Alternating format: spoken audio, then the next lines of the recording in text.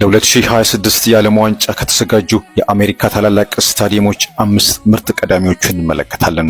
አምስተኛ ኤንአርጂ ስታዲየም ተንሸራታች ጣሪያ፣ እጅግ ከፍተኛ የተመልካች የመያዝ አቅምና ታላላቅ ዓለም አቀፍ የስፖርት ኩነቶችን በማስተናገድ ረጅም ልምድ ያለው በመሆኑ በአሜሪካ ስፖርት ውስጥ እጅግ አስተማማኝ ከሆኑ ስታዲየሞች አንዱ ነው።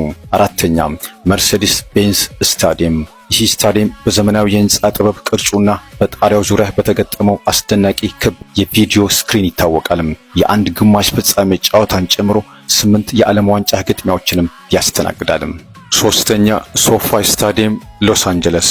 ለመገንቢያው ከ5 ቢሊዮን ዶላር በላይ የወጣበት ይህ ስታዲየም በዓለም የስፖርት ታሪክ ውዱ ስታዲየም ነው። የአንድ ሩብ ፍጻሜ ጨዋታን ጨምሮ 8 የዓለም ዋንጫ ግጥሚያዎችን ያስተናግዳል። ወደ ቀሪዎቹ ስታዲየሞች ከመሸጋገራችን በፊት ይህንን አካውንት ፎሎ፣ ቪዲዮን ሼር እንዲሁም ላይክ ያደርጉም። በተጨማሪም እድሉን ካገኙ በየትኛው ስታዲየም ውስጥ ከተገኝተው ጨዋታ መመልከት ይመርጣሉ? ኮመንት ያደርጉም። ሁለተኛ ኤቲቲ ስታዲየም ለዓለም ዋንጫ ወደ 93,000 የሚጠጋ ተመልካች የማስተናገድ አቅም ያለው ሲሆን በውድድሩ ካሉ ስታዲየሞች ሁሉ በትልቅነቱ ቀዳሚ ነው። አንደኛ ሜት ላይፍ ስታዲየም ኒውዮርክ። ይህ ስታዲየም ከ82,500 በላይ ተመልካቾችን የማስተናገድ ከፍተኛ አቅም ያለው ሲሆን የዓለም ዋንጫውን ፍጻሜ ጨዋታ ለማስተናገድ የተመረጠ ታሪካዊ ስፍራ ነው።